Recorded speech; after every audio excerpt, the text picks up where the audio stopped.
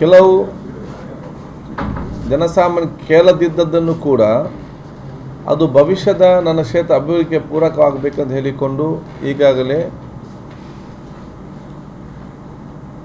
ಕೆಲವೊಂದು ಅಭಿವೃದ್ಧಿ ಯೋಜನೆ ಕೂಡ ಸ್ಯಾಂಕ್ಷನ್ ಮಾಡಿದ್ದೆ.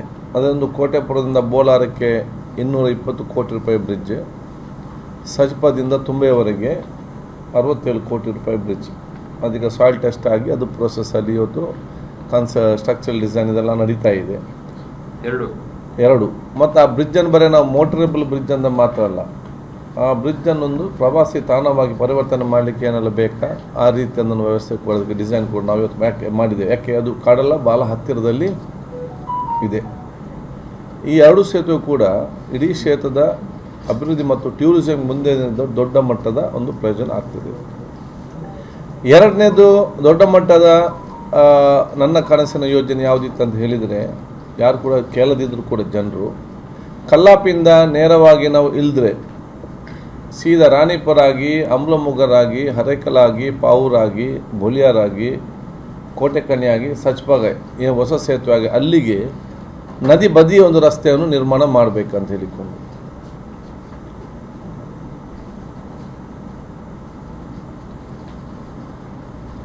ಅದರಲ್ಲಿ ಸುಮಾರು 18 ಕೋಟಿ ರೂಪಾಯಿ ಕೆಲಸ 2 ಹಂತದಲ್ಲಿ, ಒಂದು ಹರೇಕಲದಿಂದ ಕಲ್ಲಾಪುಗಡೆಗೆ ಪ್ರಾರಂಭ ಆಗಿದೆ, ಇನ್ನೊಂದು ಹರೇಕಲದಿಂದ ಪಾವೂರು ಕಡೆಯಾಗಿ ಸಚ್ಪ ಕಡೆ ಹೋಗುವುದು ಇವತ್ತು ಕೆಲಸ ಕೂಡ 12 ಕೋಟಿಯಲ್ಲಿ ಇವತ್ತು ಪ್ರಾರಂಭ ಆಗಿದೆ. ಇದೀಗ ಮೊನ್ನೆ ಚಾಮರಾಜನಗರದ ಆ ಸಚಿವ ಸಂಪುಟದಲ್ಲಿ ಮತ್ತೆ ಈ ಯೋಜನೆಗೆ ರಾಜ್ಯ ಸರ್ಕಾರ, ಮುಖ್ಯಮಂತ್ರಿಗಳು ಮತ್ತು ಸಣ್ಣ ನೀರು ಇಲಾಖೆಯ ಸಚಿವರು ಸಹಕಾರ ಕೊಡುವ ಮೂಲಕ 40 ಕೋಟಿ ರೂಪಾಯಿ ನನ್ನ ಕ್ಷೇತ್ರದ ಈ ಒಂದು ಯೋಜನೆಗೆ ಬಿಡುಗಡೆ ಆಗಿದೆ ಅಂತ ಹೇಳಲಿಕ್ಕೆ ನಾನು ಇವತ್ತು ಬಯಸ್ತೇನೆ. ನದಿ ಬದಿ ಇಡೀ ಗ್ರಾಮಗಳಿಗೆ ಸಂಪರ್ಕಿಸುವಂಥ ರಸ್ತೆ ಇದು ಹಂತ ಹಂತವಾಗಿ ಆಗುವಂಥದ್ದು. ಆದ ಕಾರಣ ಏನೊಂದು ನಾವು ಕನಸನ್ನು ಕಂಡಿದ್ದೇವ ಅದನ್ನು ಬಹುಶಃ ನನ್ನ ಕ್ಷೇತ್ರ ಜನಸಾಮಾನ್ಯರಿಗೆ ಒಂದು ಸ್ಥಾನ ಕೊಟ್ಟ ಕಾರಣ ಫಸ್ಟ್ 25% ಇವತ್ತು ಪ್ರಾರಂಭ ಆಗಿದೆ.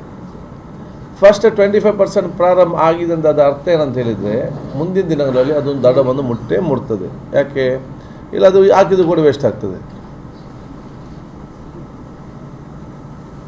ಇದರಿಂದ ಸರ್ಕಾರ ಕೂಡ ಏನು ಲಾಭ ಆಗ್ತದೆ ಅಂತ ಹೇಳಿದರೆ, ಈಗ ನಾವು ನಮ್ಮ ಅರೆಕಲದಿಂದ ಏನು ಡ್ಯಾಮ್ ಕಟ್ಟಿದ್ದೇವ ಅದು ತುಂಬೆ ತನಕ ಬರ್ತದೆ. ನಾವೇನಾದರೂ ಫುಲ್ ಎಷ್ಟು ನಮಗೆ ಮುಂದಿನ ದಿನಗಳಲ್ಲಿ ಎಷ್ಟು ಕೆಪಾಸಿಟಿ ಬೇಕು ಅಷ್ಟೇನಾದರೂ ನಾವು ಅದನ್ನು ನೀರು ನಿಲ್ಲಿಸಿದರೆ ಅಲ್ಲಿ ಭೂಮಿಗಳಿಗೆ ನೀರು ಹೋಗುವಂಥ, ಭೂಮಿ ಮಲಿನಾಶ ಹೋಗುವಂಥ ವಿಚಾರ ಆಗ್ತಿತ್ತು. ಆ ಒಂದು ಸಂದರ್ಭದಲ್ಲಿ ನಾವು ಭೂಮಿಯವರಿಗೆ ಕಾಂಪನ್ಸೇಷನ್ ದುಡ್ಡು ಕೊಡಬೇಕು. ನಾವೀಗ ರಸ್ತೆ ನಿರ್ಮಾಣ ಮಾಡಿದ ಕಾರಣ ಆ ದುಡ್ಡು ಕೊಡೋ ಅಗತ್ಯನೇ ಬರುವುದಿಲ್ಲ. ಸ್ಥಳ ಕೂಡ ಇವತ್ತು ನಾಶ ಆಗೋದು, ರೈತರಿಗೆ ಕೂಡ ಪ್ರಯೋಜನ ಕೂಡ ಆಗ್ತದೆ. ಸರ್ಕಾರದಲ್ಲಿ ಒಟ್ಟಾಗಿ ಹಣ ಖರ್ಚಾಗೋದು ಮುಂದಿನ ದಿನ ಉಳಿತಾಯ ಆಗ್ತದೆ. ಮತ್ತು ಇಡೀ ಆ ಒಂದು ನದಿ ಬದಿಯ ರಸ್ತೆಯಲ್ಲಿ ದೊಡ್ಡ ಮಟ್ಟದ ಕ್ರಾಂತಿಕಾರಿ ಡೆವಲಪ್ಮೆಂಟ್ ಭವಿಷ್ಯದ ದಿನಗಳಲ್ಲಿ ಆಗೇ ಆಗ್ತದೆ. ಅದಕ್ಕಾಗಿ 40 ಕೋಟಿ ರೂಪಾಯಿ ಇವತ್ತು ಬಿಡುಗಡೆ ಆಗಿದ್ದಕ್ಕೆ ನಾನು ಸರ್ಕಾರ ಸಲ್ಲಿಸ್ತೇನೆ. ಅದರ ಜೊತೆಯಲ್ಲಿ ನಾನು ಮೊನ್ನೆ ಕಳೆದ ನನ್ನ ಪತ್ರಿಕಾಗೋಷ್ಠಿಯಲ್ಲಿ ಕೂಡ ಹೇಳಿದೆ, ನಾನು ಹೇಳಿದಂಥ ಒಂದು ಮಾತು ಯಾವುದು ಬಾಕಿ ಆಗಿದೆ ಅಂತ ಹೇಳಿದರೆ, ಒಂದು ಪಾವೂರಿಗೆ ಉಲ್ಯಕ್ಕೆ ತೂಗುಸಿ, ಪಾವೂರು ಉಲ್ಯಕ್ಕೆ 12 ಕೋಟಿ ರೂಪಾಯಿಯಲ್ಲಿ ಇವತ್ತು ಸರ್ಕಾರ ಅನುಮೋದನೆ ನೀಡಿದೆ. ತೂಗು ಸೇತುವೆಗೆ RDPI ಮುಖಾಂತರ ನಾವು ಪ್ರಪೋಸಲ್ ಸಲ್ಲಿಸಿ ಆರ್ಥಿಕ ಇಲಾಖೆಯವರು ಅದಕ್ಕೆ ಸನ್ಮಾನ್ಯ ಮುಖ್ಯಮಂತ್ರಿಗಳು ಇವತ್ತು ಒಪ್ಪಿಗೆ ಕೊಟ್ಟು ಅದನ್ನು ಅನುಮೋದಿಸಿದ್ದಾರೆ. ಮುಂದಿನ ದಿನಗಳಲ್ಲಿ ಅದಕ್ಕೆ ಎಸ್ಟಿಮೇಟ್ ಆಗಿ DPI ಬಹುಶಃ ಇವತ್ತು ಕ್ಯಾಬಿನೆಟ್ ಅಪ್ರೂವ್ ಆಗಬೇಕು. ಯಾಕಂತ ಹೇಳಿದರೆ 10 ಕೋಟಿ ಮೇಲೆ ಪಟ್ಟದ್ದು ಎಲ್ಲವೂ ಕೂಡ ಸಚಿವ ಸಂಪುಟದ ಒಪ್ಪಿಗೆ ಅಗತ್ಯ ಇದೆ. ಅದಕ್ಕಾಗಿ ಮುಂದಿನ ಕ್ಯಾಬಿನೆಟ್ಗೆ ಅದು ಬರ್ಬೋದು. ಅದು ಈಗಾಗಲೇ ಮಾನ್ಯ ಮುಖ್ಯಮಂತ್ರಿಗಳು ಆರ್ಥಿಕ ಇಲಾಖೆ ಮುಖಾಂತರ ಅದಕ್ಕೆ ಇವತ್ತು ಒಪ್ಪಿಗೆಯನ್ನು ಕೊಟ್ಟಿದ್ದಾರೆ. ಇದು ದೊಡ್ಡ, ನಾನು ಹೇಳಿದೆ, ನನ್ನ ಇದೊಂದು ಕೆಲಸ ಮಾತ್ರ ಬಾಕಿ ಇತ್ತಂತೇಳಿ. ಆದ ಕಾರಣ ಆ ಕೆಲಸವು ಕೂಡ ಇವತ್ತು ಪ್ರಾರಂಭ ಆಗಿದೆ. ಇದರ ಜೊತೆಯಲ್ಲಿ ಪ್ರಮುಖವಾಗಿ ನನ್ನ ಕಡಲು ಕೊರತೆಗೆ ಸಂಬಂಧಪಟ್ಟ ಹಾಗೆ ಬಜೆಟ್ನಲ್ಲಿ ಕಡಲು ಕೊರತೆಗೆ ಇಡೀ ರಾಜ್ಯಕ್ಕೆ ಕೋಸ್ಟಲ್ ಬೆಲ್ಟ್ಗೆ ಇವತ್ತು 200 ಕೋಟಿ ರೂಪಾಯಿ ಅನುದಾನ ಮೀಸಲಿಟ್ಟಿದ್ದರು ಸರ್ಕಾರ, ಮನೆ ಮುಖ್ಯಮಂತ್ರಿಗಳು. ಇದರಲ್ಲಿ ನಮ್ಮ ಸೋಮೇಶ್ವರ ಮತ್ತು ಆ ಬಟ್ಟಪಾಡಿ ಮತ್ತು ಇನ್ನಿತರ ಪ್ರದೇಶದಲ್ಲಿ ಎಲ್ಲಿ ಇವತ್ತು ಆ ತೀವ್ರ ಮಟ್ಟದ ಕಡಲು ಆಗಿದೆಯಾ ಮತ್ತು ಎಲ್ಲಿ ಕೆಲವರು ಆಗಿಂದಾಗೆ ಇವತ್ತು ಸಂಭವಿಸ್ತದೆ, ಸುಮಾರು 70 ಕೋಟಿ ರೂಪಾಯಿಯನ್ನು ಇವತ್ತು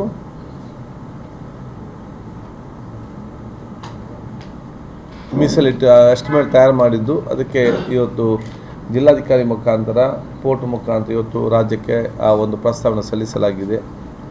ಬಜೆಟ್ ಅದು ಘೋಷಣೆ ಆದ ಕಾರಣ ಈಗ ದುಡ್ಡು ಅದಕ್ಕೆ ಇರುವ ಕಾರಣ ಬಹುಶಃ ಆ ಕೆಲಸವೂ ಕೂಡ ಮುಂದಿನ ದಿನಗಳು ಪ್ರಾರಂಭ ಆಗಲಿಕ್ಕೆ ಇವತ್ತು ಚಾಲನೆ ಇವತ್ತು ಸಿಕ್ಕಿದೆ.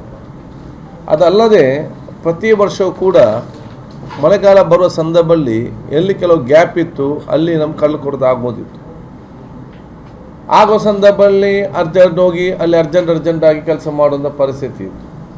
ಆದರೆ ಹಿಂದಿನ ರೀತಿ ಮುಂದೆ ಆಗಬಾರ್ದು ಹೇಳಿಕೊಂಡೆ 6 ತಿಂಗಳು ಮುಂಚೆ ಅದಕ್ಕೆ ಅನುದಾನ ಇವತ್ತು ಬಿಡುಗಡೆ ಮಾಡಿ ನಮ್ಮ ಕೋಟೆಪುರ, ಮೊಗವೀರಪಟ್ಟಣ, ಹಿಲೇರಿನಗರ, ಸಿ ಗ್ರೌಂಡು ಮತ್ತು ಸೋಮೇಶ್ವರದೊಂದು ಭಾಗದಲ್ಲಿ ಎಲ್ಲಿ ಆ ಗ್ಯಾಪ್ ಇದೆ ಆ ಗ್ಯಾಪನ್ನು ಫಿಲ್ ಮಾಡಲಿಕ್ಕೆ ಟೆಂಡರ್ ಕರೆದು ಟೆಂಡರ್ ಕೂಡ ಇವತ್ತು ಓಪನ್ ಆಗಿ ಮುಂದಿನ ದಿನಗಳಲ್ಲಿ ಮಳೆ ಬರುವ ಮುಂಚೆ ಕೆಲಸವನ್ನು ಪ್ರಾರಂಭಿಸ್ತಾರೆ. ಸೊ ಏನು ನಮ್ಮ ಪ್ರೊಟೆಕ್ಷನ್ ವರ್ಕ್ ಇದೆಯಾ ಅದು ಬಹುಶಃ ಮಳೆಗಾಲ ಬರುವ ಮುಂಚೆ ಮಾಡಿ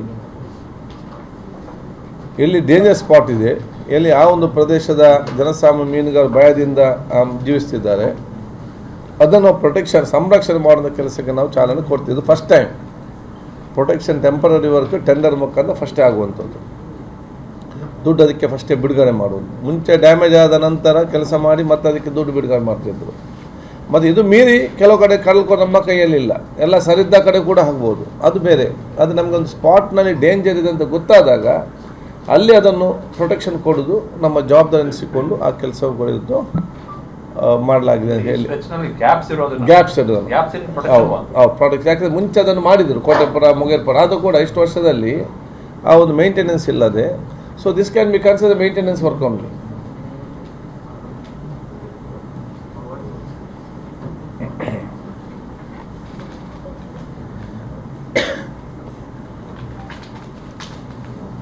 ಇದರ ಜೊತೆ ಗ್ರಾಮ ಪಂಚಾಯತಿ ಕೂಡ 1 ಇಂದ 1.5 ಕೋಟಿ ತನಕ ಆ ಗ್ರಾಮೀಣ ಮಟ್ಟದ ಅಭಿವೃದ್ಧಿ ಕೆಲಸ ಮಾಡಲು ಕೂಡ ಇವತ್ತು ನಾವು ಇವತ್ತು ಚಾಲನೆ ಕೊಟ್ಟಿದ್ದೇವೆ. ಡೆವಲಪ್ಮೆಂಟ್ಗೆ ಸಂಬಂಧಪಟ್ಟಂಗೆ ಈಗ ಒಂದು ನಿಮ್ಮ ಲಾಂಗ್ ಪೆಂಡಿಂಗ್ ಇರೋದು ಈ ಬಂದಿಖಾನೆ ಸಂಬಂಧವಾಗಿ. ಯಾಕಂದ್ರೆ ಈಗ ಸದ್ಯಕ್ಕೆ ಅಂದ್ರೆ ಇಲ್ಲಿ ಬಹಳ ಪ್ರೆಷರ್ ಇದೆ, ಇದು ಇಲ್ಲಿ ಬಹಳ ವೆಚ್ಚ ಆಗುತ್ತೆ ಅಂತ ಅಂದ್ಬಿಟ್ಟು ಈಗ ನಿಮ್ಮಲ್ಲಿ ಅದು 2 ಫೇಸ್ ವರ್ಕ್ ಅಂತ ಸ್ಟ್ರಕ್ಚರ್ ಎದ್ದಿದೆ, ಸರಿಯಾಗಿಲ್ಲ, ಏನು ಅಂದ್ರೆ ಮೂವ್ ಮಾಡ್ಬೇಕು ಎಂಬ ಪರಿಸ್ಥಿತಿಯಲ್ಲೂ ಇಲ್ಲ.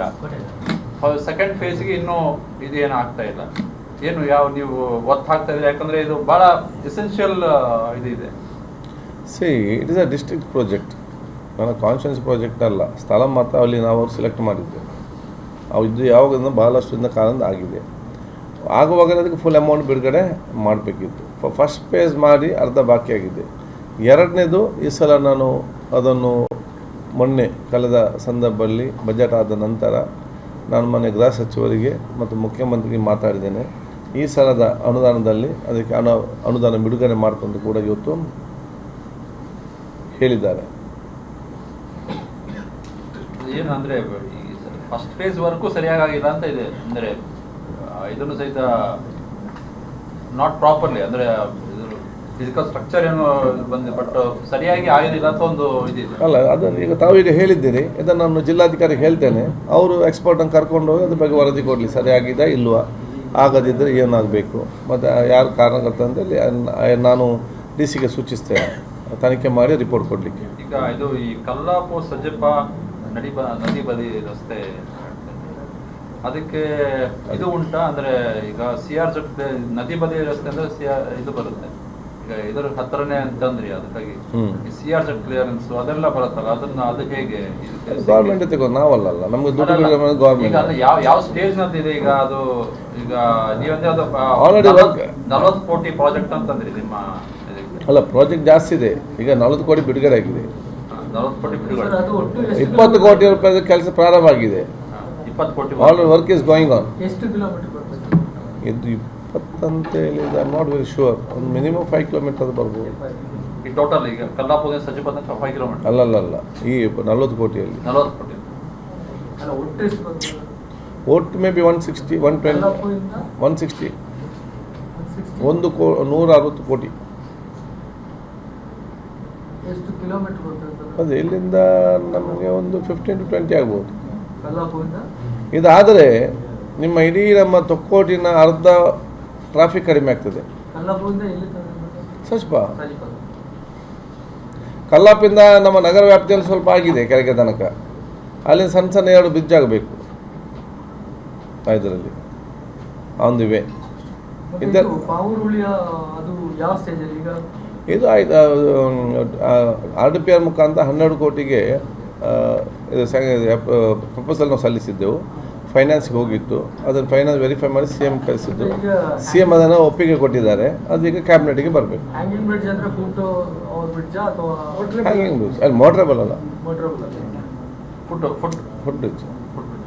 ಈ ಅವ್ರಿಗೆ ಮಳೆಗಾಲದಲ್ಲಿ ಆ ಕಡೆ ಈ ಕಡೆ ಎಲ್ಲ ಹೋಗ್ಲಿಕ್ಕೆ ಕಷ್ಟ ಆಗ್ತಂತ ಹೇಳಿಕೊಂಡು ಅದು ತೂಗು ಸೇತು ದೊಡ್ಡ ಮಾಡಿ ಬೇಡಿಕೆ ಇತ್ತು.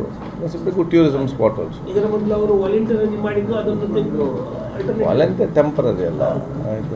ಆಲ್ಟರ್ನೇಟಿವ್ ಆಗಿ ಇದನ್ನು ಯೂಸ್ ಮಾಡಲಿಕ್ಕೆ ಪರ್ಮನೆಂಟ್. ಹೌದೌದು, ಇದು ಪರ್ಮನೆಂಟ್ ತೂಗು ಸೇತುವೆ ಇದಕ್ಕೆ ಅದೇ ಅವ್ರ ಬೇಡಿಕೆ ಇತ್ತು. ಅದನ್ನು ಮಾತನ್ನು ಕೊಟ್ಟಿದ್ದೆ ಇದರಲ್ಲಿ. ಅದು ಬೇಡಿಕೆ ಪರ್ಮನೆಂಟ್ ಬ್ರಿಡ್ಜಿಗೆ, ಅದು ಮತ್ತೆ ಪರ್ಮನೆಂಟ್ ಬರುವುದಿಲ್ಲ ಆ ಮಧ್ಯದಲ್ಲಿ ಅಂತ.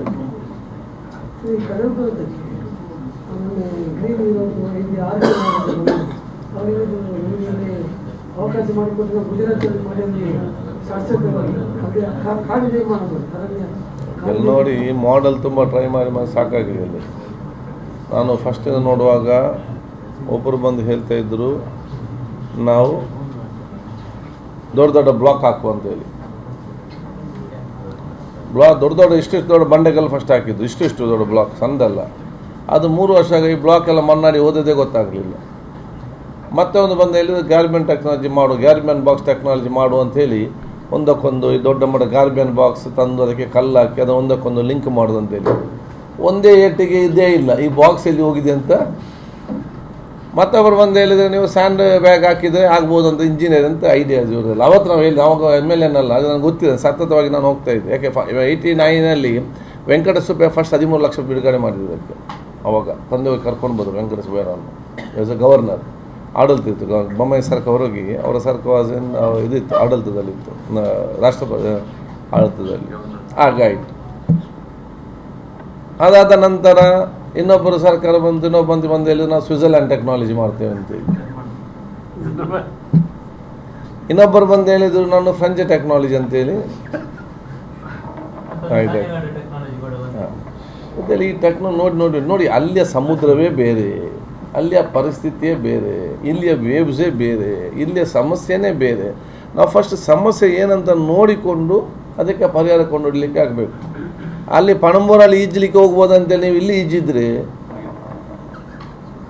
ಬದುಕಲಿಕ್ಕೆ ಆಗ್ತದ? ಅದೇ ಅಲ್ಲಿ ಟೆಕ್ನಾಲಜಿ ಅಂತ ಇಲ್ಲಿ ಇಲ್ಲಿಯ ಪರಿಸ್ಥಿತಿಗೆ ಇಲ್ಲಿಯ ಟೆಕ್ನಾಲಜಿ ಆಗಬೇಕು, ಇಲ್ಲಿ ಸ್ಟಡಿ ಮಾಡಬೇಕು ಫಸ್ಟಿಗೆ. ಅದನ್ನು ADB ಮುಖಾಂತರ ಮಾಡುವಾಗ ಫಸ್ಟ್ ಅದು ಟೆಸ್ಟ್ ಸ್ಟಡಿ ಮಾಡಿದರು.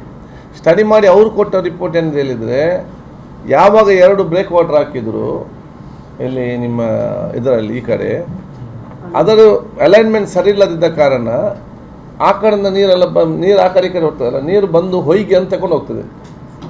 ಈ ಹೊಯ್ಗೆ ಅಂತ ತಗೊಂಡು ಹೋಗಿ ಕಲ್ಲುಗಳು ಒಳಗಡೆ ಹೋಗೋದು, ಅದು ನಮ್ಗೆ ಹೊಯ್ಗೆ ಹೋಗೋದು ಗೊತ್ತಾಗೋದಿಲ್ಲ, ಅದು ಹೋಗಿ ಬರೋದು.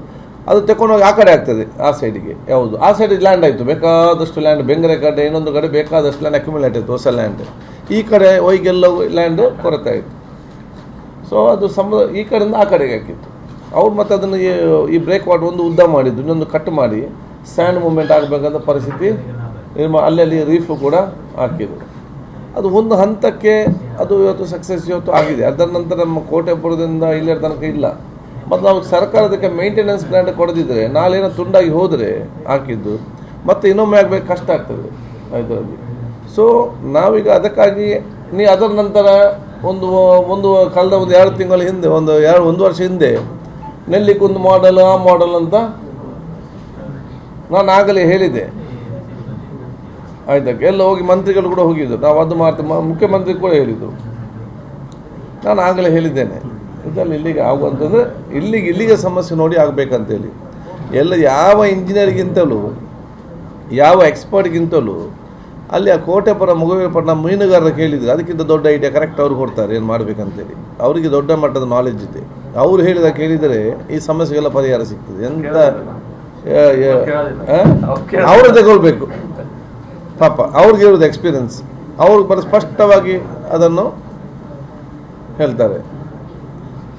ಇವತ್ತು ಎಂತೆಲ್ಲ ಟೆಕ್ನಾಲಜಿ ಅಂತ ಹೇಳಿ ಏನಾಯ್ತು ಅಲ್ಲಿದು ನೆಲ್ಲಿಕುಂದದ್ದು ಎಲ್ಲಿ ಉಂಟು? ಅದು ನಿಂತಿದೆ. ಅಲ್ಲೇ ಹೊಡೆತಕ್ಕೇನು ಇರಲಿಲ್ಲ. ನಮ್ಮ ಹೊಡೆತಕ್ಕೆ ಅಂತೇಳಿ ಅದು ಇಡೀ ರಫೆಸ್ಟ್ ಸಿ ಇರುವುದು ನಮ್ಮ ಸ್ಟ್ರೆಚ್ಚಲ್ಲಿ ರಫೆಸ್ಟ್. ಇದಕ್ಕೆ ನಿಮ್ಮ ಮೀಡಿಯಾದವರು ಎಷ್ಟೋ ಕ್ಯಾಮರಾ ಹೋಗಿದೆ ಮುಂಚೆ ಅಲ್ಲಿ ತೆಗಿವಾಗ. ಹೌದು, ಅದು ಕೂಡ ನನಗೆ ಭಾಳ ಪ್ರಾಕ್ಟಿಕಲ್ ಎಕ್ಸ್ಪೀರಿಯನ್ಸ್. ನಾನು ಮುಂಚೆ ಹೋಗ್ತಿದ್ದಾಗ ಎಲ್ಲ ಇದ್ದರು. ಅದಕ್ಕೆ ಅಲ್ಲಿ ಮೀನುಗಾರ ನಾವು ನಮ್ಮ ಮೀನುಗಾರಿಂದಲೇ ಕಲ್ತದ್ದು. ಅದಕ್ಕೆ ಅವ್ರು ನನ್ನ ಕಮಿಟಿಯಲ್ಲಿ ಕೂತ್ಕೊಂಡು ADB ಇದ್ದಾಗ ಅವರ ಮಾಹಿತಿ ಬೇಕಂತೇಳಿ ನಾನು ಕೂಡ ಹೇಳಿದ್ದು. ಅದಕ್ಕೆ ಈ ಬ್ರೇಕ್ ವಾಟ್ರು ಅದು ಇದೆಲ್ಲ ಅವ್ರ ಸಲಹೆಯಿಂದ ಬಂತು. ಇವ್ರು ಏನೆಲ್ಲ ಟೆಕ್ನಾಲಜಿ ಮಾಡಲಿಕ್ಕೆ ಪ್ರಯಾಣ ಪಟ್ಟಿದ್ದು ಯಾವುದು ಇವರು ಹೇಳಿದ್ದಾರೆ. ಜಿಯೋ ಟೆಕ್ಸ್ಟೈಲ್ ಬೇಡ ಅಂತೇಳಿ ಮೀನುಗಾರ ಹೇಳಿದ್ದಾರೆ. ಜಿಯೋ ಟೆಕ್ಸ್ಟೈಲ್ ಗೋಣಿ ಬೇಡ, ಅದಕ್ಕೆ ನಮ್ಗೆ ಕಲ್ಲು ಹಾಕಿ ನೀವು ಕೊಟ್ಟದ್ದು ಉಚಿತ. ಈಗ ಅದೇ ಆಯ್ತಲ್ಲ, ಎಲ್ಲಿ ಕಲ್ಲು ಹಾಕಿದ್ದಾರೆ ಅಲ್ಲಿ ಇದೆ. ಈ ಜಿಯೋ ಟೆಕ್ಸ್ಟೈಲ್ ಬ್ಯಾಗಿನ ಮೇಲೆ ನಾಯಿ ಹೋಗಿ ಕೊರೆದು ಹಾಕೋದು ಅದು ಮೊನ್ನೆ ಹೋಗಿದೆ. ಇವರು ನಾನಾಗ ಹೇಳಿದೆ ಆ ಮೀಟಿಂಗಲ್ಲಿ, ನೋಡಿ ಫಿಶರ್ಮೆನ್ ಅಭಿಪ್ರಾಯ ತಗೊಳ್ಳಿ. No, that we want to pursue. This is not only protection. You can stand on that, you can do fishing, you can tour. ಅಂತ ಹೇಳಿದ್ದು ಯಾವುದು, ನೀವು ಗೋಣಿ ಹಾಕಿದರೆ ಅದರ ಮೇಲೆ ಹೋಗಿ ನಿಂತು ನಿಮಗೆ ಮೀನು ಹಿಡಿಬಹುದು, ನಿಮಗೆ ಫೋಟೋ ತೆಗಿಬಹುದು, ಟೂರಿಸಮ್ ಸ್ಪಾಟ್ ಅಂತೇಳಿ ಇಡೀ ಕತೆ. ಅದು ಇಲ್ಲಿಗೆ ಆಗ್ತದ ಇಲ್ಲಿ. ಈಗ ನೋಡುವಾಗ ನಾ ಅಲ್ಲಿ ಹೊಟ್ಟೆ ಮಾಡಿ ಇಟ್ಟಿದ್ದೆ ನಾನು. ಅದು ಮತ್ತೆ ಹಾಕಿದ ಸ್ಯಾಂಡ್ ಎಲ್ಲ ಹೋಗ್ತಾ ಇದೆ. ಅದು ರಿಪೇರ್ ಮಾಡಲಿಕ್ಕೆ ಹೋದ ದುಡ್ಡಿಲ್ಲ. ಇದೆಲ್ಲ ಅದನ್ನೇ ಅದು ಪ್ರಾಕ್ಟಿಕಲ್ ಪ್ರಾಬ್ಲಮ್. ಅದು ರಿಪೇರ್ ಯಾಕೆ ಅವ್ರು ಹ್ಯಾಂಡ್ ಓವರ್ ಮಾಡಿ ಅವ್ರು ಹೋಗಿದ್ದಾರೆ. ಈಗ ಪೋರ್ಟ್ನವರು ಅವ್ರು ನಮ್ಮ ಹತ್ರ ದುಡ್ಡಿದೆ, ಅವ್ರು ದುಡ್ಡಿಲ್ಲ ಅಂತ ಹೇಳ್ತಾರೆ. ಈಗ 4-5 ಗೋಣಿ ಹೋಗಿದೆ, ಇನ್ನು 10 ಗೋಣಿ ಹೋದರೆ ಅದು ಇಡೀ ಹೋಯಿತು. ಮತ್ತೆ ಇದೆಲ್ಲ ಎಕ್ಸ್ಪರ್ಟ್ನವ್ರದ್ದಾಗಿ ಆಗೋದು. ಜಾಸ್ತಿ ಕಲ್ತೊಂದು ಜಾಸ್ತಿ ಸಮಸ್ಯೆ ಈಗ ನಮಗೆ ಇದರಲ್ಲಿ. ಅದಕ್ಕೆ ಅವ್ರು ಲೋಕಲ್ ಅಂತ ಕೇಳಿದ್ದು. ಅದಕ್ಕಾಗಿ ಈ ಸಲ NITK ಅಂತ ನಾವು ಹೇಳಿದೆ. ಅವ್ರು ಲೋಕಲ್ ಚರ್ಚೆ ಮಾಡಿಕೊಂಡು NITK ಅವ್ರೊಂದು ರಿಪೋರ್ಟ್ ಕೊಡಲಿ, ಅದನ್ನು ಮುಂದಿಟ್ಟುಕೊಂಡು ಹೋಗೋದು ವ್ಯವಸ್ಥೆ ಮಾಡೋದು ಬೆಟರ್ ಅಂತ ನನ್ನ ಆಲೋಚನೆ. ಗ್ಯಾಪ್ ಫಿಲ್ಲಿಂಗ್ ಒಂದು ಇದು ನಮ್ಮ ಈ 70 crores ನಾವು ಇದು ಮಾಡಿದ್ದೇವಲ್ಲ, ನಮ್ಮ ಈ ಎಲ್ಲಿ ರೋಡೆಲ್ಲ ಕಟ್ಟಾಗಿದೆ ಅಲ್ಲಿಗೆ ಬೇಕಾಗಿ. ಅದು ಲೋಕಲ್ ನೋ ವೆರಿ ವೆಲ್. ಅದಕ್ಕೆ ನಾವು ಅಡ್ಯಾರ್ ಹನೇಕಲ್ ಬ್ರಿಡ್ಜ್ ಮಾಡೋ ಕೂಡ ನಾನು ಆ ಕನ್ಸಲ್ಟೆನ್ಸ್ ಟೀಮಲ್ಲಿ ಕಡ್ಡಾಯವಾಗಿ KRC ಅವ್ರನ್ನ ಹಾಕ್ಬೇಕಂತ ಹೇಳಿದೆ. ನೋ ಅಲ್ಲಿ ಎಲ್ಲಿ ನೀರು ನಿಲ್ತದೆ, ಎಲ್ಲಿ ಹೋಗ್ತದೆ, ಜಿಲ್ಲೆ ಪರಿಸ್ಥಿತಿ ಅವ್ರಿಗೆ ಗೊತ್ತಿದೆ. ಇದು ಏನು ಈ ಜಿಲ್ಲೆ ನೋಡದಿದ್ದ ಅವನು ಬಂದು ಇಲ್ಲಿ ಆ್ಯಕ್ಷನ್ ಪ್ಲಾನ್ ಮಾಡ್ತಾನೆ. ಅವನು ಬಂದು ಕಡಲು ನದಿ ನೋಡುವಾಗ ಈ ರೀತಿ ಇದೆ ಅಂದ್ರೆ ಆಗ ಮಾತ್ರ ಬರೋದಲ್ಲ. ಮಳೆಗಾಲದಲ್ಲಿ ಯಾವ ರೀತಿ ಇದೆ, ಯಾವ ರೀತಿ ಫೋರ್ಸ್ ನೀರು ಬಂದು ಏನು ಕುಡಿಯೋರಿಗೆ ಗೊತ್ತಿಲ್ಲ. ಅವನು ಅದಕ್ಕೆ ಲೆಕ್ಕ ಮಾಡಿಕೊಂಡು ಹೋಗ್ತಾನೆ. ಮಾಡಿಕೊಂಡು ಮಳೆಗಾಲ ಬರುವಾಗ ಮತ್ತೆ ಸಮಸ್ಯೆ ಬರ್ತದೆ.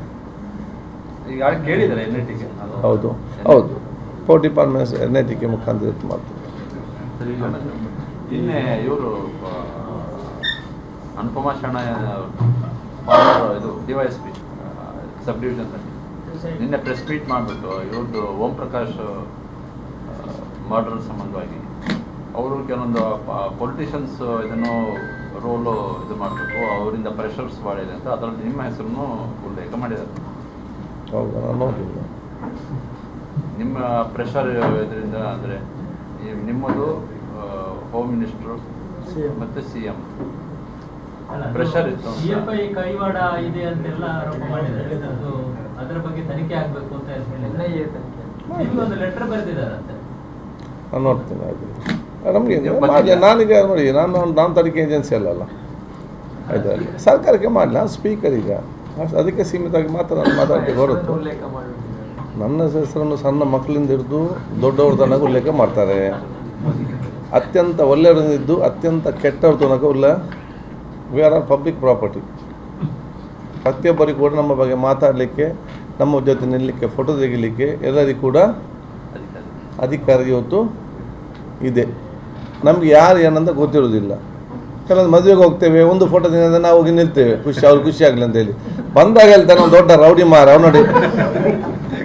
ನಾವು ಏನು ಮಾಡೋದು ಅಲ್ವಾ? ಏನಂದ್ರೆ ನಾವು ಬೇಸಿ ಪೇಪರ್ ನಾವು ಇರ್ತೇವೆ ಹಾಗೆ ಹೀಗೆ ಅಂತ ಅವ್ನು ಹಿಂದೆ ಬಂದು ಫೋಟೋ ಗೀಟೆಲ್ಲ ತೆಗೆ ಹೋಗ್ತಾನೆ. ಇನ್ನೊಬ್ಬ ನನಗೆ ಬಂದು ಹೇಳ್ತಾನೆ, ಸರ್ ಅವನೊಬ್ಬ ದುಡ್ಡು ತೆಕೊಂಡು ಹೋಗಿದ್ದಾನೆ, ಯಾಕೆ ನಿಮ್ಮ ಜೊತೆ ಅವನ ಫೋಟೋ ಇತ್ತು. ನಾನು ಕೇಳಿದ್ರೆ ನೀವು ಕೊಡೋದಿಲ್ಲ ಮಾರೆ, ಬಡವರಿಗೆ ಕೊಡೋದಿಲ್ಲ, ನೀವು ಇವರಿಗೆಲ್ಲ ಕಳ್ಳರಿಗೆ ನಾನು ಹಿಂದೆ ನಿಂತಿದ್ದೇನೆ ಎಂತ ಮಾಡಿ. ನಮ್ಮ ಎಲ್ಲ ಟೈಪ್ನವ್ರು ನಿಲ್ತಾರೆ. ಅದಕ್ಕೆ ನಮ್ಮ ಬಾಲಕ ನಮ್ಮ ಹಿಂದೆ ಇದ್ದಂಥ ಫೋಟೋದಲ್ಲಿ ನಮ್ಮನ್ನು ಕೇಳೋದೇನು ಕೂಡ ಮಾಡಲಿಕ್ಕೆ ಈ ರೀತಿ ಏನಾಗ್ತದೆ, ಸೋಷಿಯಲ್ ಪ್ರಾಬ್ಲಮ್. ಈ ರಾಜ್ಯಕ್ಕೆ ನಮ್ಮ ಕಷ್ಟ ಇದು. ನಮ್ಗೆ ಯಾರು ಒಳ್ಳೆಯವನು ಯಾರು ಕೆಟ್ಟವನು ಗೊತ್ತಿಲ್ಲ. ನಾವು ಗ್ರಾಚಾರಕ್ಕೆ ನಾವು ಬೈದರೆ ಅವನು ಒಳ್ಳೆಯವನಾಗಿದ್ದರೆ ಅಲ್ವಾ, ನಮ್ಮ ಇಡೀ ಮಾರ್ಕೆಟಲ್ಲೇ ಸರ್ ಹಾಳು ಮಾಡಿ ಬಿಡ್ತಾರೆ. ರಾಜಕಾರಣಿಗೆ ತಾಳ್ಮೆ ಇಲ್ಲ, ರಾಜಕಾರಣಿಗೆ ಅದಿಲ್ಲ, ಮ್ಯಾನರ್ಸ್ ಇಲ್ಲ ಅಂತೇಳಿ ಈ ಕಷ್ಟ ನಮ್ದು ಇಂಥೆಲ್ಲ ಇದನ್ನೆಲ್ಲ ಸುಧಾರಿಸಿಕೊಂಡು ಹೋಗೋದು ದೊಡ್ಡ ಕಷ್ಟದ ಕೆಲಸ ರಾಜಕಾರಣ ಪರಿಸ್ಥಿತಿ ಆಗಿದೆ. ಸೊ ರಾಜಕಾರಣಿಗಳ ಬಗ್ಗೆ ಸ್ವಲ್ಪ ಸಹಾನುಭೂತಿ ಇರಲಿ ಅಂತಿಲ್ಲ ನಾನೆಲ್ಲರಿಗೂ ಹೇಳಲಿಕ್ಕೆ ನಾನು ಇವತ್ತು ಬಯಸ್ತೇನೆ.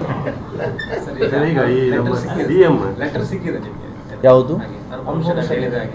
ಆಫೀಸಲ್ಲಿ ಇರ್ಬೇಕು, ನೋಡ್ಬೇಕು ಏನಂತೇಳಿ. ಐ ಡೋಂಟ್ ನೋ, ಬಟ್ ನಾವೆಲ್ಲಿ ಯಾರಿಗೂ ಕೂಡ ಪ್ರೆಷರ್ ಆಗಲಿ. ನಮಗೇನಿದೆ, ಸೊ ನೋಡಿ, ನಮಗೆ ಉತ್ತಮವಾದ ಆಡಳಿತ ಬರಬೇಕು, ಜನರಿಗೆ ಪ್ರಯೋಜನ ಆಗಬೇಕು, ಇಷ್ಟೇ.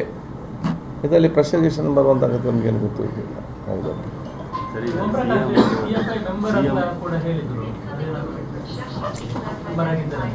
ತನಿಖೆ ಮಾಡಲಿ, ನಮಗೇನು ಗೊತ್ತು, ನಮಗೇನು ಗೊತ್ತಿಲ್ಲ. ನಾವು ಸಾಕ್ಷಿ ಏನಿದೆ ಮಿನಿಸ್ಟ್ರಿಗೆ ಹೋಗಿ ಕೊಡಲಿ, ನನ್ನ ಹತ್ರ ನಮಗೆ ಸಂಬಂಧ ಅಲ್ಲ. ಅದೇ ಆ ತನಿಖೆ ಯಾರು ಮಾಡ್ತಾರೆ ಅವ್ರಿಗೆ ಹೋಗಿ ಕೊಡಲಿ. ನಾನು ಯಾಕೆ ಅವರೆಲ್ಲ ಆಫೀಸರ್ಸ್, ನಾನು ಹೇಳ್ಬೇಕಂತಿಲ್ಲ. ನಮಗಿಂತ ಜಾಸ್ತಿ ಕಾನೂನು ನಾಲೆಡ್ಜ್ ಎಲ್ಲೂ ಕೂಡ ಅವರಿಗೆ ಇದೆ, ಆನೆಸ್ಟಿ ಸಿನ್ಸಿಯಾರಿಟಿ ಕೂಡ ಎಲ್ಲ ಕೂಡ ಇದೆ. ಏನಿದೆ ಅದನ್ನು ಹೋಗಿ ತಗೊಂಡು ಕೊಡಲಿ ತನಿಖೆ ಆಸ್ಪತ್ರೆಗೆ, ತನಿಖೆ ಯಾರು ಮಾಡ್ತಾರೆ ತನಿಖೆ ಸಂಸ್ಥೆಗೆ ಅದನ್ನು ಹೋಗಿ ಕೊಡಲಿ. ನಾವು ಬೇರೆಯವ್ರು ಹೇಳಬೇಕಾ? ಯಾರು seniors officers, sincere officers, honest officers, ಅನುಭವ ಇರುವವರು ಅವ್ರಿಗೆ ಗೊತ್ತಿರಲ್ಲಿ ಕೊಡುದಪ್ಪ. ಅದನ್ನು ಬೇರೆ ಹೇಳಿ ಏನು ಮಾಡಲಿಕ್ಕೆ ಉಂಟು?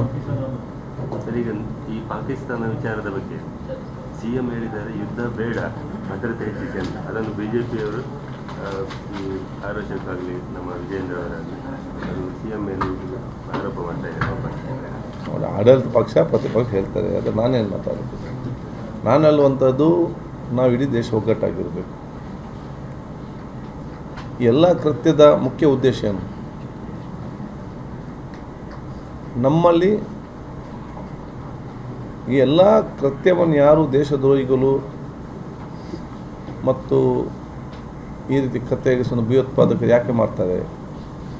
ನಮ್ಮ ದೇಶದ ಏಕತೆಯನ್ನು ಬಿಗಡಾಯಿಸಬೇಕು, ನಮ್ಮ ದೇಶದ ಒಗ್ಗಟ್ಟಿರಬಾರ್ದು. ಇದು ಈ ಸಂಚಿನ ಮುಖ್ಯ ಉದ್ದೇಶ. ಸಂಚಿನ ಮುಖ್ಯ ಉದ್ದೇಶ ಏನು? ದೇಶವನ್ನು ದುರ್ಬಲಗೊಳಿಸಬೇಕಾದರೆ ದೇಶದ ಒಗ್ಗಟ್ಟನ್ನು ಇವತ್ತು ತುಂಡು ಮಾಡಬೇಕು. ಅದಕ್ಕೆ ನಾವು ಯಾರು ಕೂಡ ಅವಕಾಶ ಮಾಡಿ ಕೊಡಬಾರ್ದು. ನಾವೇನು ಅದಕ್ಕೆ ಅವಕಾಶ ಮಾಡಿ ಕೊಟ್ಟರೆ ದೇಶದಲ್ಲಿರುವ ಸಮಾಜದಲ್ಲಿರುವ ಏಕತೆ ಸೋದರತೆಯನ್ನು ನಾವು ಯಾರಾದರೂ ಕೂಡ ಅದನ್ನು ದುರ್ಬಲಗೊಳಿಸಲು ಪ್ರಯತ್ನ ಪಟ್ಟರೆ ಅದು ನಾವು ಈ ಸಂಚುಕೋರರಿಗೆ ನಾವು ಅವರ ಏನು ಯೋಜನೆ ಇದೆಯಾ ಅದಕ್ಕೆ ಅನುಗುಣವಾಗಿ ನಾವು ಇವತ್ತು ಮಾಡಿದ ರೀತಿ ಆಗ್ತದೆ. ಅವ್ರ ಉದ್ದೇಶ ಏನಿದೆ? ಉದ್ದೇಶ ಅವ್ರದ್ದು ಇಷ್ಟೇ, ದೇಶವನ್ನು ದುರ್ಬಲಗೊಳಿಸಬೇಕು. ದೇಶವನ್ನು ದುರ್ಬಲಗೊಳಿಸಬೇಕಾದ್ರೆ ಈ ದಿಬ್ಬತ್ತು ಮಾಡಿಕೊಂಡು ಸಮಾಜ ಅಶಾಂತಿ ಉಂಟು ಮಾಡಬೇಕು. ನಮ್ಮನ್ನು ಬಹುಶಃ ಇಡೀ ಒಗ್ಗಟ್ಟನ್ನು ಮುರಿಬೇಕು. ಆದ ಕಾರಣ ಅವರ ಸಂಚನ್ನು ದುರ್ಬಲಗೊಳಿಸಬೇಕಾದ್ರೆ ನಾವೆಲ್ಲರಿಗೂ ಒಗ್ಗಟ್ಟಿಂದ ಇರಬೇಕು, ಏಕತೆಯಿಂದ ಇರಬೇಕು. ಮತ್ತು ಅವ್ರು ಯಾರೇ ಆಗಲಿ ಅವ್ರನ್ನ ಮಟ್ಟ ಹಾಕುವಂಥ ಕೆಲಸ ಮಾಡಬೇಕು. ಅವರನ್ನು ಮಾತ್ರ ಅಲ್ಲ, ಯಾರು ಅವ್ರಿಗೆ ಬೆಂಬಲ ಕೊಟ್ಟಿದ್ದಾರೆ ಅವರನ್ನು ಕೂಡ ಕೇಂದ್ರ ಸರ್ಕಾರ ಮಟ್ಟ ಹಾಕಬೇಕು. ಆ ಕೆಲಸ ಮಾಡಲಿ, ಅದಕ್ಕೆಲ್ಲರೂ ಕೂಡ ಬೆಂಬಲ ಕೊಡ್ತಾರೆ. ಅದು ಯುದ್ಧ ಆಗಬೇಕಾದ್ರೆ ಅದೆಲ್ಲ ಕೂಡ ಆಲ್ ಪಾರ್ಟಿ ಮೀಟಿಂಗಲ್ಲಿ ಕೂತ್ಕೊಂಡು ಉನ್ನತ ಮಟ್ಟದ ಸೆಂಟ್ರಲ್ ಗೌರ್ಮೆಂಟ್ ಕೂತ್ಕೊಂಡು ಆರ್ಮಿ ಅದೆಲ್ಲ ಅವ್ರು ತೀರ್ಮಾನ ಮಾಡ್ತಾರೆ. ಅದೆಲ್ಲ ಕೇಂದ್ರ ಸರ್ಕಾರಕ್ಕೆ ಮತ್ತು ಎಲ್ಲ ಮೀಟಿಂಗ್ ಅದಕ್ಕೆ ಈ ದೇಶದಲ್ಲೆಲ್ಲರೂ ಕೂಡ ಇವತ್ತು ಹೋಗ್ತಾರೆ ಇದ್ದಾರೆ. So all party meeting will decide on that. ಅವ್ರು ಎಲ್ಲ ಹಿರಿಯ ಅಧಿಕಾರಿಗಳು ಕೂಡ ಅವ್ರು ಚರ್ಚೆ ಮಾಡ್ತಾರೆ. 16 MLA ಸಂಬಂಧಪಟ್ಟ ಸಸ್ಪೆನ್ಷನ್ ಅದನ್ನ ರಿವೋಕ್ ಮಾಡಬೇಕು, ಅದನ್ನು ಮತ್ತೆ ವಾಪಸ್ ಆದಷ್ಟು ಬೇಗ. ಮತ್ತು ಕೆಲವು ಯಾರೋ ಒಬ್ಬ ನಮ್ಮ ಶಾಸಕರು ಬೆಳ್ತಂಗಡಿ ಶಾಸಕರನ್ನ ಇದು ಮಾಡ್ತೀವಿ, ಸರ್ವಿಸಸ್ನ ಮುಗಿಸ್ತೀವಿ ಅಂದರೆ ಮಾಡೋಕ್ಕೆ ರೆಕಮೆಂಡ್ ಮಾಡ್ತೀವಿ ಅಂತ ಇದನ್ನು ವದಂತಿಗಳು ಭಾಳ ಇದೆ. ಏನು ಅಂದರೆ ಬಗ್ಗೆ ಏನೋ ಇದಾಗಿದೆಯಾ ನಿಮಗೆ? ಯಾರು ಇವತ್ತು 18 ಶಾಸಕರು ನಾವು ಇವತ್ತು ಅವರ ಸಂವಿಧಾನ ಪೀಠಕ್ಕೆ ತೋರಿಸಿ ಅಗೌರವ ಮತ್ತು ಆ ಒಂದು ಸನ್ನಿವೇಶ ಮಾಡಿದ್ರೆ ಸಂವಿಧಾನ ಪೀಠದ ಗೌರವ ಉಳಿಸಬೇಕಂತೇಳಿ ನಾವು ಕ್ರಮ ತಗೊಂಡಿದ್ದೇವೆ. ಅಲ್ಲ ಅದಕ್ಕೆ ಅಲ್ಲ ಇದು ನೆಕ್ಸ್ಟ್ ಘೋಷ, ಅದು ನೆಕ್ಸ್ಟ್ ಘೋಷ. ಇದನ್ನು ಅದರಲ್ಲಿ ನಾವು ನಾನಲ್ಲ ಸದನ ಅವರು ತೀರ್ಮಾನ ಮಾಡಿ 6 ತಿಂಗಳ ತನಕ ಅವರನ್ನು ಸಸ್ಪೆನ್ಷನ್ ಕೊಟ್ಟಿದ್ದೇವೆ. ಮತ್ತು ಕಮಿಟಿ ಕೂಡ ಭಾಗವಹಿಸಬಾರ್ದು ಅಂತೇಳಿ ಆದೇಶ ಕೊಟ್ಟಿದ್ದಾರೆ. Committee is extension of the house. ಯಾಕೆ ಕಮಿಟಿ ಕೊಟ್ಟಿದ್ದಾರೆ ಅಂತ ಯಾವತ್ತಂತ ಹೇಳಿದರೆ, committee is extension of the house. ಯಾವುದು ನಮಗೆ ಹೌಸಲ್ಲಿ ಚರ್ಚೆ ಮಾಡಲಿಕ್ಕೆ ಟೈಮ್ ಆಗಲಿಲ್ಲ ಅದನ್ನು ಇಲ್ಲಿ ನಾವು ಚರ್ಚೆ ಮಾಡುವಂಥದ್ದು. ಆದ ಕಾರಣ ಆ ಒಂದು ಕಮಿಟಿ ಮೀಟಿಂಗ್ ಕೂಡ ಭಾಗವಹಿಸಬಾರ್ದಂತ ಇವತ್ತು ತೀರ್ಮಾನ ಆಗಿದೆ. ಇದರ ಬಗ್ಗೆ ಪ್ರತಿಪಕ್ಷ ನಾಯಕರು, ಅವ್ರ ಪಕ್ಷ ಅಧ್ಯಕ್ಷರು ಎಲ್ಲ ಶಾಸಕರು ಬಂದು ಆ ವಿಷಾದನ ಇವತ್ತು ವ್ಯಕ್ತಪಡಿಸಿದ್ದಾರೆ. ಇದರಲ್ಲಿ ನಾವು ಕೂಡ ಚರ್ಚೆ ಮಾಡಿದ್ದೇವೆ. ಇದು ಸದನ ತಗೊಂಡ ತೀರ್ಮಾನದ ಕಾರಣ ನನಗೊಬ್ಬನಿಗೆ ತೀರ್ಮಾನ ತಗೊಳ್ಳಿಕ್ಕೆ ನಿಯಮಾವಳಿ ಪ್ರಕಾರ ಅಧಿಕಾರ ಇಲ್ಲ. ಇದರ ಬಗ್ಗೆ ನಾನು ಚರ್ಚೆ ಮಾಡ್ತೀನಿ, ಸರ್ಕಾರ ಜೊತೆ ನಾನು ಕೂಡ ಚರ್ಚೆ ಮಾಡ್ತೇವೆ. ನಾವು ಯಾವಾಗಲೂ ಸಕಾರಾತ್ಮಕವಿದ್ದೇವೆ. ನಮಗೇನಿದೆ, ಒಂದು ಸಂವಿಧಾನಕ್ಕೆ ಅಗೌರವ ತೋರಿಸಿದವರಿಗೆ ಈ ರೀತಿ ಶಿಕ್ಷೆ ಆಗ್ತದೆ ಅಂತ ನಾವು ಸಂದೇಶ ನಾವು ಕೊಡಬೇಕು. ಮತ್ತು ಅವ್ರ ತಪ್ಪನ ಅರಿವು ಅವರಿಗೆ ಆಗಬೇಕು.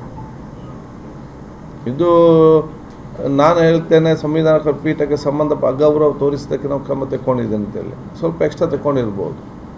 ಅವರು ಕೆಲವರು ಹೇಳ್ತಾರೆ ಎಲ್ಲಂತಲ್ಲ, ಸಂವಿಧಾನ ಜಾಸ್ತಿ ನಿಯಮಕ್ಕಿಂತ ಜಾಸ್ತಿ ಆಗಿ ಇವತ್ತು ತಗೊಂಡಿದೆ. ಅದು ಯಾರು ಸರಿ ನನ್ನ ತಪ್ಪು ನಾನು ತೀರ್ಮಾನ, ಅದು ಕೋರ್ಟ್ ತೀರ್ಮಾನ ಮಾಡಬೇಕಲ್ಲ. ಆಗಬೇಕಾದಲ್ಲಿ ಕೋರ್ಟು ಕೂಡ ಸಂವಿಧಾನ ಗೌರವ ಉಳಿಸಲಿಕ್ಕೆ ಕೆಲಸವನ್ನು ನಿರ್ವಹಿಸ್ತದೆ. ಇದರಲ್ಲಿ ಒಟ್ಟಾರೆಗೇನು ಸಂವಿಧಾನದ ಪರವಾಗಿ ನಾವು ಅವತ್ತು ನಿಂತಿದ್ದೇವೆ ಅಂತೇಳಿ ನಮಗೆ ಇವತ್ತು ವಿಶ್ವಾಸ ಇದೆ. ಇದರ ಬಗ್ಗೆ ನಾವು ಚರ್ಚೆ ಮಾಡ್ತೇವೆ. ಮತ್ತು ಅದು ಕೊಟ್ಟಂಥ ಅದೇನು ಪನಿಷ್ಮೆಂಟ್ ಅಲ್ಲ. ಎಲ್ಲ ಶಾಸಕರು ಉತ್ತಮವಾದ ನಾಯಕರಾಗಲಿ ಅಂತ ಮುಂದಿನ ದಿನಗಳಲ್ಲಿ ಅವರಿಗೆ ಒಂದು ಟ್ರೈನಿಂಗ್ ಅಂತ ಹೇಳಲಿಕ್ಕೆ ನಾನು ಇವತ್ತು ಬಯಸ್ತೇನೆ.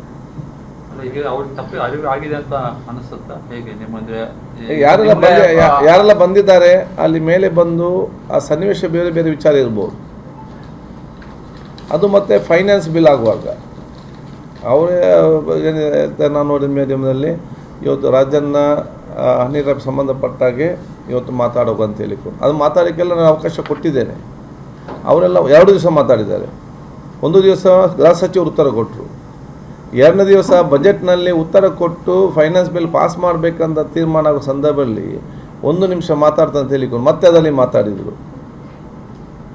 ಸುನಿಲ್ ಕುಮಾರ್ ಮಾಡಿದರು, ಪ್ರತಿಪಕ್ಷ ನಾಯಕರಿಗೆ ಮತ್ತು ಇನ್ನೊಬ್ಬರು ಮಾತಾಡಿ ಸರ್ಕಾರ ಉತ್ತರ ಕೊಟ್ಟಿದೆ. ಗೃಹ ಸಚಿವ ಮತ್ತು ಮುಖ್ಯಮಂತ್ರಿಗಳು ಏನು ಕೊಟ್ಟಿದ್ರು, ಇದನ್ನು ನಾವು ಸೂಕ್ತವಾದ ಯಾವ ರೀತಿಯ ತನಿಖೆ ಮಾಡಬೇಕಂತೇಳಿ ನಾವು ಚರ್ಚೆ ಮಾಡಿಕೊಂಡು ನಾವು ತೀರ್ಮಾನ ಕೊಡ್ತೇವೆ. ನಾವು ತೀರ್ಮಾನ ಮಾಡುವಾಗ ನೀವು ಕೊಟ್ಟಂಥ ಅಭಿಪ್ರಾಯ ಏನಿದೆ, ಒಂದು ನೀವು ರಿಟೈರ್ಡ್ ಜಡ್ಜ್ ಅಥವಾ ಸಿಟ್ಟಿಂಗ್ ಜಡ್ಜ್ ಮುಖಾಂತರ ಮಾಡಿ ಅಥವಾ ಇನ್ನೊಂದು ಸಂಸ್ಥೆ ವಹಿಸಿ ಅದನ್ನು ಕೂಡ ಪರಿಗಣಿಸ್ತೇವೆ ಅಂತೇಳಿ ಆ ರೆಕಾರ್ಡಲ್ಲಿದೆ. ಭಾಳ ಕ್ಲಿಯರ್ ಉತ್ತರ ಕೊಟ್ಟ ನಂತರ ಅದು ಈಗಲೇ ಕೊಡಬೇಕಿಲ್ಲ, ನಾನು ಬಜೆಟ್ ಮಾಡಲಿಕ್ಕೆ ಬಿಡುವುದಿಲ್ಲ ಅಂತ ಹೇಳಿದ್ದೇವೆ. ಅದು ಯಾವ ರೀತಿ ಆಗ್ತದೆ? ಒಂದು 2 ಫೈನಾನ್ಸ್ ಬಿಲ್ ಧನ ವಿನಿಯೋಗ ನಾವು ಅವತ್ತು ಪಾಸ್ ಮಾಡಲೇಬೇಕು. ಮತ್ತು ಧನ ವಿನಿಯೋಗ ಬಿಲ್ ಅದು ಬೇರೆ ಬಿಲ್ ಆಗಿಲ್ಲ. ಬೇರೆ ಬಿಲ್ ಸಮಸ್ಯೆ ಬಂದರೆ ನನಗೆ ಅರ್ಧದಲ್ಲಿ ನಿಲ್ಲಿಸಿ ನನಗೆ ಹೋಗಿ ಬಂದು ಮತ್ತೆ ಮುಂದಕ್ಕೆ ಹಾಕಿ ಮತ್ತೆ ಚರ್ಚೆ ಮತ್ತೆ ತಗೊಳ್ಬೋದು. ಫೈನಾನ್ಸ್ ಬಿಲ್ಲನ್ನು ಒಮ್ಮೆ ಮುಖ್ಯಮಂತ್ರಿ ಮೂವ್ ಮಾಡಿದ ತಕ್ಷಣ ನಾನು ವೋಟಿಂಗ್ ಆಫ್ ಅಕೌಂಟ್ ನಾನು ಸ್ಪೀಕರ್ ಬೇಕು. ನನಗೆ ಅರ್ಧ ನಿಲ್ಲಿಸಲಿಕ್ಕೆ ಆಗೋದಿಲ್ಲ ಫೈನಾನ್ಸ್ ಬಿಲ್ಲನ್ನು. ಮತ್ತು ಫೈನಾನ್ಸ್ ಬಿಲ್ನಾಗೆ ಆಗುವಾಗ ಯಾರು ಕೂಡ ಅದಕ್ಕೆ ಅಡ್ಡಿಪಡಿಸುವುದಿಲ್ಲ. ಯಾಕೆ? ಫೈನಾನ್ಸ್ ಬಿಲ್ ಏನಾದರೂ ಆಗದಿದ್ದಲ್ಲಿ ನಾಳೆಯಿಂದ 1 ನಯ ಪೈಸೆ ಸ್ಯಾಲರಿ ಇರಲಿ, ಒಂದು ಯೋಜನೆ ಇರಲಿ, 1 ನಯ ಪೈಸೆ ಖರ್ಚು ಮಾಡಲಿಕ್ಕೆ ಯಾರಿಗೂ ಕೂಡ ಅವಕಾಶ ಇಲ್ಲ. ಫೈನಾನ್ಸ್ ಬಿಲ್ ಬರುವಾಗಲೇ ಅದನ್ನು ಮುಂದೆ ಬಂದಾಗ ಮತ್ತೇನು ಮಾಡಬೇಕಾಗ್ತದೆ? ಅಲ್ಲಿ ಏನಾದರೂ ಮಾರ್ಷಲ್ಗಳು ಇವರೊಂದು ಜೋತಲ್ಲಿದ್ದರೆ ಹೆಚ್ಚು ಕಮ್ಮಿ ಆದರೆ ನಾನು ಬಿಲ್ ಬಿಟ್ಟು ಇವರು ಹಿಂದೆ ಹೋಗಬೇಕು. ಅದಕ್ಕೆ ಅವ್ರು ಕೂಡ ತಾಳ್ಮೆಯಲ್ಲಿ ಇದ್ದರು. ಸೊ ಇದೆಲ್ಲ ಅರ್ಥ ಮಾಡಿಕೊಳ್ಬೇಕು. ನಾವು ಫೈನಾನ್ಸ್ ಬಿಲ್ ಆಗೋದು ಅರ್ಚನೆ ಮಾಡಬಾರ್ದು, ಅಥವಾ ಈ ರೀತಿ ಹೋಗೋ ಮುಂಚೆ ಯಾವ ಬಿಲ್ ಹೋಗ್ತದೆ ಯಾವುದು ಹೋಗುವುದಿಲ್ಲ ಅಂತೇಳಿ ನೋಡಿಕೊಳ್ಬೇಕು.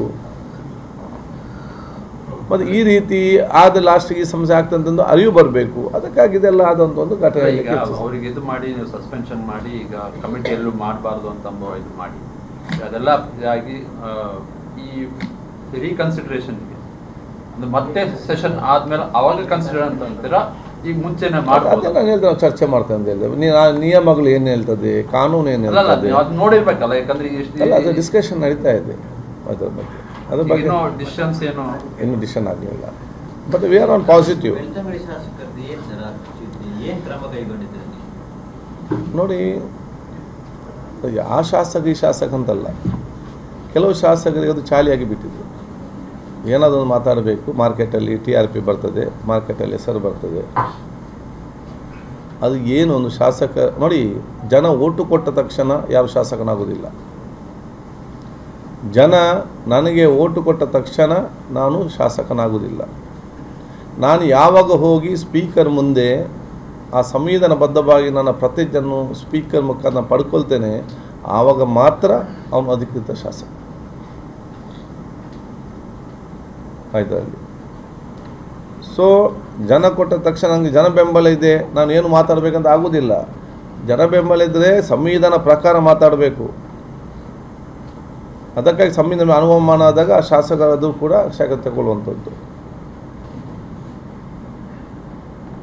ನಾವು MLA ಆದ ತಕ್ಷಣ ನಮ್ಗೆ ಏನು ಕೂಡ ಮಾತಾಡ್ಬೋದು, ಏನು ಕೂಡ ಹೇಳ್ಬೋದು, ಯಾವುದಕ್ಕೂ ಆಗ್ಬೋದು ಅಂಥೇಳಿ ಅದಲ್ಲ.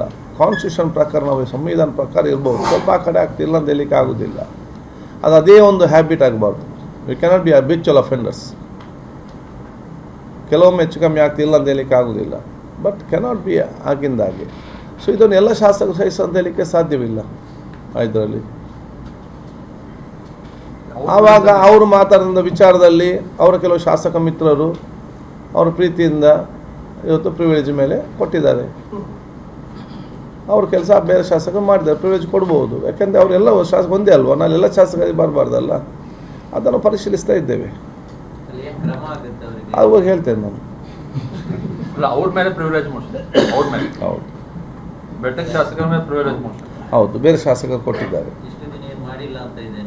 ಯಾವುದು ಅದರ ಬಗ್ಗೆ ಏನು ನೀವು ಕ್ರಮ ಕೈಗೊಂಡಿಲ್ಲ ಅಂತ ಇದೆ? ಅದು ಕೊಟ್ಟದ್ದು ಮೊನ್ನೆ ಅಲ್ಲ, ಅದಕ್ಕೆ ಇಟ್ ಟೇಕ್ ಸಮ್ ಟೈಮ್. ಆದಷ್ಟು ಬೇಗ ಮಾಡಬೇಕಾ? ಅಲ್ಲ ಅಷ್ಟು ದಿನ ಕೆಲಸ ಮಾಡೋದು ಬೇಡ ಅಂತ ಹೇಳಿ ನಿಮ್ಮ ಪ್ಲಾನ್ ಎಲ್ಲ? ಅಂದ್ರೆ ಈಗ ಪ್ರಿವಿಲೇಜ್ ಮೋಷನ್ ಮೂವ್ ಮಾಡಿದ್ರು ಆ ಘಟನೆ ಮೊನ್ನೆ ಆದ ಅದ್ರದ್ದು ಘಟನೆ ಬೇರೆ ಘಟನೆ ಅಲ್ಲ. ಅವರು ಅದರ ಮಧ್ಯೆ ಏನು ಬಂದು ಎಲ್ಲೆಲ್ಲಿ ಮಾತಾಡ್ತಿದ್ರು, ಅದರ ವಿಡಿಯೋ ಕ್ಲಿಪ್ಪಿಂಗ್ಸ್, ಪೇಪರ್ ಕ್ಲಿಪ್ಪಿಂಗ್ ಇಟ್ಟುಕೊಂಡು ಪ್ರಿವಿಲೇಜ್ ಕೊಟ್ಟಿದ್ದಾರೆ. ಅಲ್ಲ ಅಂದ್ರೆ ಮೊನ್ನೆ ಸಸ್ಪೆನ್ಷನ್ ಏನು ಹಿಂದೆ ಫೈನಾನ್ಸ್ ಬಿಲ್ ಟೈಮ್ ನಲ್ಲಿ ಏನಾಯ್ತಲ್ಲ ಅವತ್ತು ಅವ್ರು ಇರ್ಲಿಲ್ಲಲ್ಲ, ಯು ವಾಸ್ ನಾಟ್ ದೇರ್.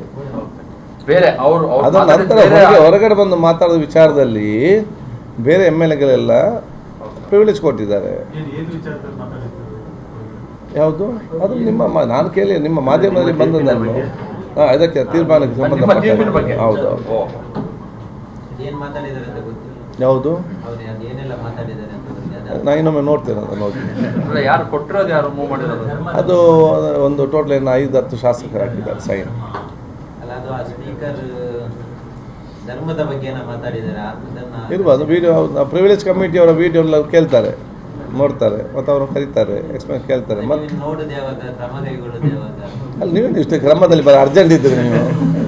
ನಿಮ್ಗೇನಾದ್ರು ಅವ್ರ ಮೇಲೆ ಕೋಪ ಇದೆ? ಇಲ್ಲ ಅದಂದ್ರೆ ಪ್ರಿವಿಲೇಜ್ ಕಮಿಟಿ ಅವ್ರು ನೋಡಿ, ಪ್ರಿವಿಲೇಜ್ ಕಮಿಟಿ ಅವರು ನೋಡ್ತಾರೆ, ನಾನಲ್ಲ. ಐ ಹ್ಯಾವ್ ಟು ಡಿಸೈಡ್ ಆ ಪ್ರಿವಿಲೇಜ್ ಕಮಿಟಿ ಕೊಡಬೇಕಾ ಬೇಡವಾ? ಅಲ್ಲ ಈಗ ಪ್ರಿವಿಲೇಜ್ ಕಮಿಟಿ ಹೋಗಿದೆ, ಅದು ಹೌದು ಪ್ರಿವಿಲೇಜ್ ಕಮಿಟಿ ಅದು ಹೋಗ್ತದೆ. ಪ್ರಿವಿಲೇಜ್ ಕಮಿಟಿ ಹೋಗ್ತದಲ್ಲ, ಹೋಗತ್ತಾ? ಹೋಗ್ಬೇಕು, ಹೋಗ್ತದೆ. ಇನ್ನೂ ಇದಾಗಿಲ್ಲ, you are not at cent. I approved. That will go to privilege committee. ಆ ಕಮಿಟಿಯಲ್ಲಿ 10-15 ಜನ MLAsಗಳು ಇರ್ತಾರೆ, ಅಧಿಕಾರಿಗಳಿರ್ತಾರೆ. ಅದನ್ನು ನೋಡ್ತಾರೆ, ಅದು ಸಂವಿಧಾನಕ್ಕೆ ವಿರುದ್ಧವಾಗಿದೆಯಾ, ಪರವಾಗಿದೆಯಾ, ನಿಯಮ ಪ್ರಕಾರ ಉಂಟಾ, ನಿಯಮ ಪ್ರಕಾರ ಇಲ್ವಾ, ಅವ್ರನ್ನ ಕೂಡ ಎಕ್ಸ್ಪ್ಲನೇಷನ್ ಕೇಳ್ತಾರೆ, ಯಾವ ಸನ್ನಿವೇಶ ಏನಿದೆ, ಯಾವುದು ಏನಂತೇಳಿ. ದೆನ್ ಆ ಪ್ರಿವಿಲೇಜ್ ಕಮಿಟಿ ಅವರು ತೀರ್ಮಾನ ಮಾಡ್ತಾರೆ. ಯಾವಾಗ ಅಪ್ರೂವ್ ಕೊಟ್ಟಿದ್ದೆ? ಯಾವಾಗ ಹೌದು ಅಪ್ರೂವ್ ಕೊಟ್ಟಿದ್ದೆ? ಯಾವಾಗ? Last week. ಏನು ಮಾಡಬೇಕು ಅಂತ ಆ ಕಮಿಟಿಯವರು ತೀರ್ಮಾನ ಮಾಡ್ತಾರೆ. ಅದಕ್ಕೆ ಯಾವುದು ಅದು ಅವ್ರು ತೀರ್ಮಾನ ಮಾಡ್ತಾರ, ಸ್ಪೀಕರ್ಗೆ ಬಿಡ್ತಾ, ಕಮಿಟಿಯವ್ರಿಗೆ ಬಿಟ್ಟಂಥ ವಿಚಾರ, ಪ್ರಿವಿಲೇಜ್ ಕಮಿಟಿಗೆ ಬಿಟ್ಟಂಥ ವಿಚಾರ. ನೇತಾಜಿ ಬ್ರಿಡ್ಜ್ ಬೇಕಾ ಬೇಡವಾ? ನಾನು ಹೇಳಬೇಕು, ನೀವು ಹೇಳೀಗ ಬೇಕಲ್ಲ. ಬೇಕಾದರೆ ಅದನ್ನು ಮಳೆಗಾಲ ಬರೋ ಮುಂಚೆ ರಿಪೇರ್ ಮಾಡಬೇಕು. ಇಲ್ಲದಿದ್ದರೆ ಮಳೆಗಾಲದಲ್ಲಿ ಮತ್ತೆ ಅದು 8 ತಿಂಗಳು ರಿಪೇರ್ ಮಾಡಲಿಕ್ಕೆ ಆಗೋದಿಲ್ಲ. ಆಗ ಡೇಂಜರ್ ಆದರೆ ಮತ್ತು ನನಗೆ ನಿಮಗೆಲ್ಲರಿಗೂ ಡೇಂಜರೇ ಇದರಲ್ಲಿ. ಎರಡನೇದು, ಒಂದು ಕೆಲಸ ಆಗುವಾಗ ಅದರಲ್ಲಿ ಕೌಶಲ್ಯತೆ ಇರಬೇಕು ಮತ್ತು ಅಲ್ಲಿ ಹೆಚ್ಚು ಜನ, ಅಲ್ಲಿ ಅಡಿಯಲ್ಲಿ ನಿಲ್ಲಿಕ್ಕೆ ಆಗೋದು 2 ಜನ ಅದರಲ್ಲಿ ಕೆಲಸ ಮಾಡುವಾಗ. ಯಾಕೆ ಅದು ಪಿಲ್ಲರ್ ಮೇಲೆ ನಿಂತು ಅದನ್ನು ಚೇಂಜ್ ಮಾಡಬೇಕು. ಅದಕ್ಕೆ ಅಲ್ಲಿ ಜಾಸ್ತಿ ಜನ ಹಾಕಲಿಕ್ಕೆ ಆಗೋದಿಲ್ಲ.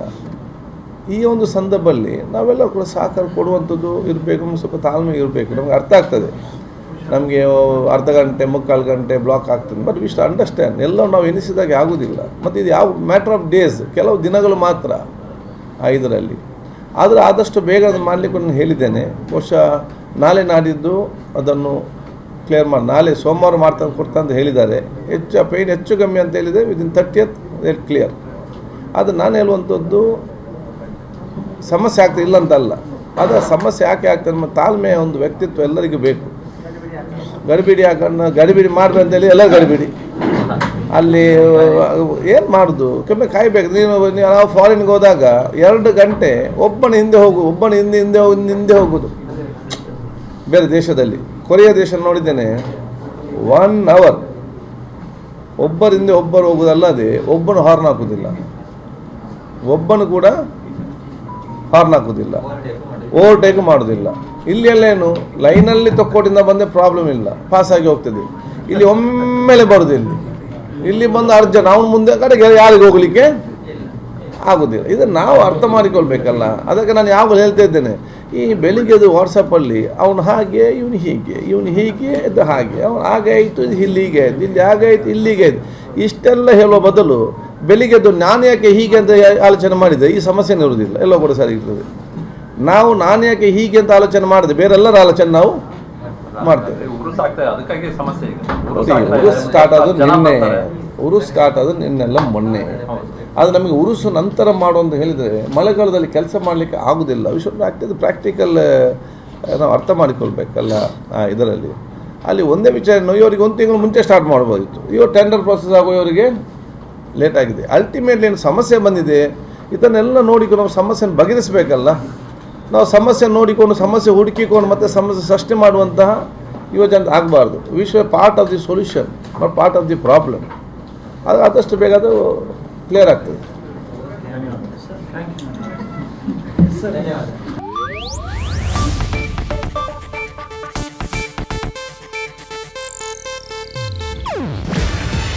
ಇದು ಏಷ್ಯಾನೆಟ್ ನ್ಯೂಸ್ ನೆಟ್ವರ್ಕ್ ಪ್ರಸ್ತುತಿ.